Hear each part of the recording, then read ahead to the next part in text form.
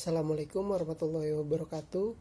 Perkenalkan, nama saya Muhammad Aditya Safar dari angkatan 2019 kelas C1. Pada video kali ini saya akan menjelaskan tentang buku kewirausahaan yang ke-10 dan ke-11.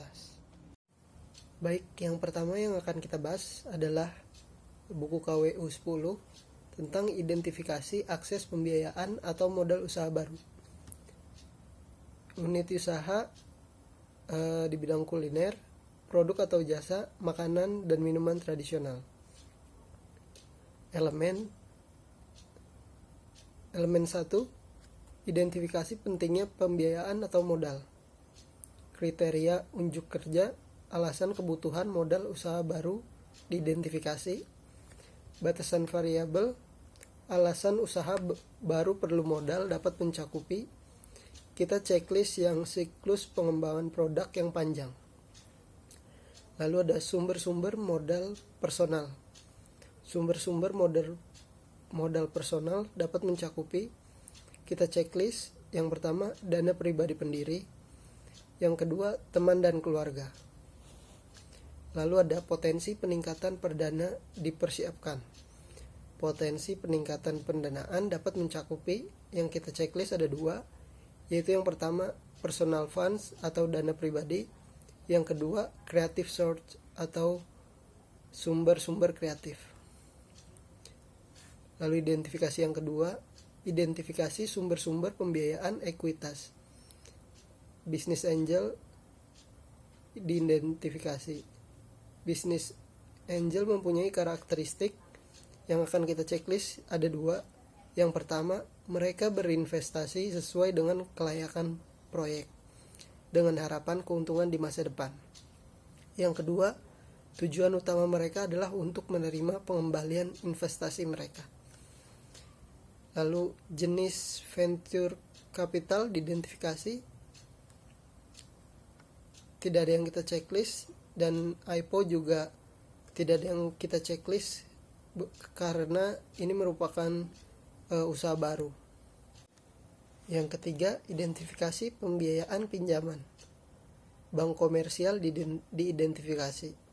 Yang akan kita checklist, sentimen ini bukan ketukan melawan bank. Hanya saja bank-bank itu beresiko buruk dan pembiayaan usaha startup adalah bisnis yang beresiko. Lalu ada SBA, Guaranteed Loan diidentifikasi. SBA Guaranteed Loan memiliki karakteristik tidak ada yang kita checklist. Lalu sumber-sumber pinjaman lain diidentifikasi. Sumber-sumber pinjaman lain dapat mencakupi. Yang akan kita checklist ada 2, yaitu yang pertama teman dan keluarga, yang kedua kartu kredit, tapi kita gunakan secukupnya. Lalu yang keempat, identifikasi sumber-sumber kreatif, pembiayaan dan modal. Leasing atau sewa diidentifikasi. Untuk leasing dan sewa memiliki karakteristik. Kita checklist yang pertama, sewa merupakan perjanjian tertulis di mana pemilik properti mengizinkan seorang individu atau bisnis untuk menggunakan properti tersebut selama jangka waktu tertentu dengan imbalan pembayaran. Lalu ada SBIR, Small Business Innovation Research, dan STTR atau Small Business Technology Transfer. Grant Programs diidentifikasi. SBR dan STTR memiliki karakteristik. Program SBIR adalah program hibah kompetitif untuk usaha kecil di tahap awal dan proyek pembangunan. Selanjutnya yang akan kita bahas adalah buku KWU 11 tentang identifikasi dan evaluasi peluang pemasaran. Unit usahanya di bidang kuliner, produk atau jasa, makanan dan minuman tradisional. Langkah-langkah: 1. Identifikasi peluang pemasaran.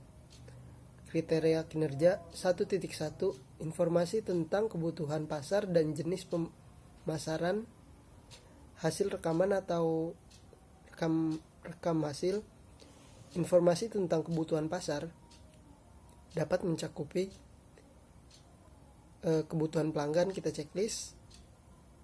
Tren dan perkembangan pasar, kita checklist. Lalu ada jenis pemasaran, dapat mencakupi pemasaran langsung, kita checklist. Pemasaran barang, kita checklist. Pemasaran sektor publik, kita checklist. Lalu ada pemasaran jarak jauh, kita checklist.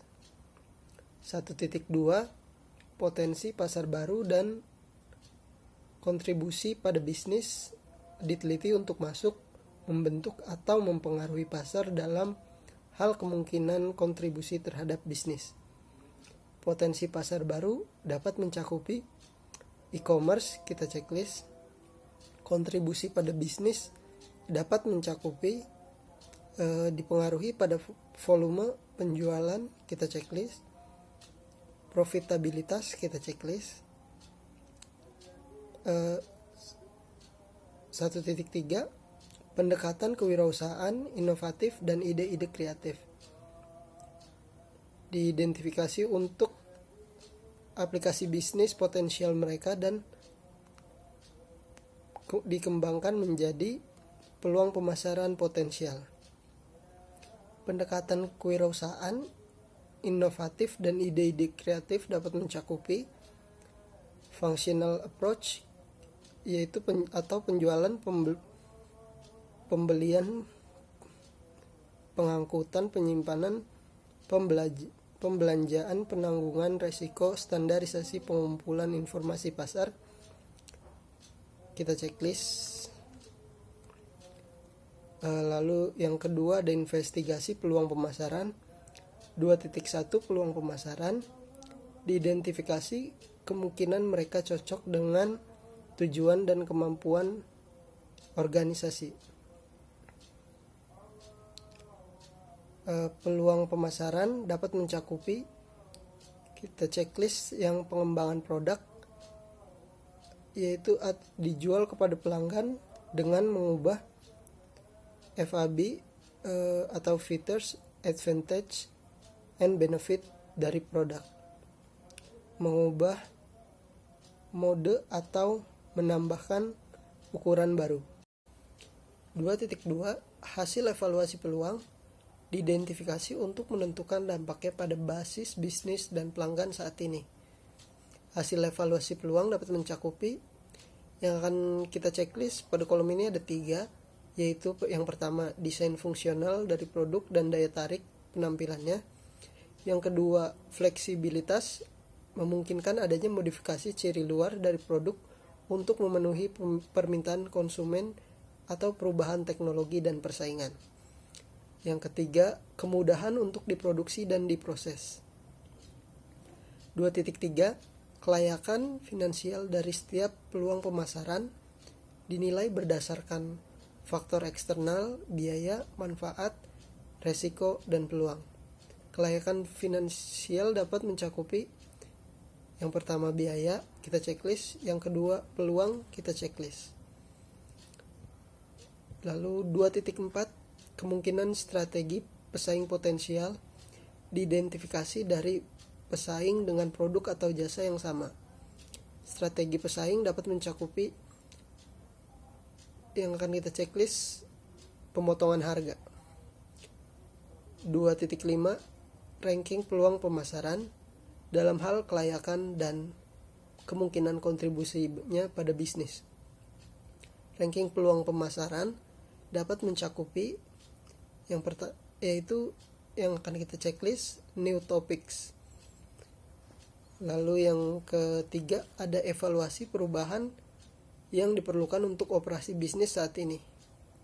3.1 perubahan yang diperlukan untuk operasi saat ini mengambil keuntungan dari peluang pemasaran yang layak. Perubahan yang diperlukan dapat mencakupi perencanaan proyek pemasaran, kita checklist. Manajemen proses kreatif end-to-end, kita checklist. 3.2 perubahan organisasi untuk pelayanan bisnis pelanggan yang meningkat atau berbeda, termasuk penyediaan untuk kualitas layanan berkelanjutan kepada pelanggan yang sudah ada. Perubahan organisasi dapat mencakupi struktur fungsional organisasi, kita checklist. 3.3 Perkiraan kebutuhan sumber daya untuk operasi yang diubah.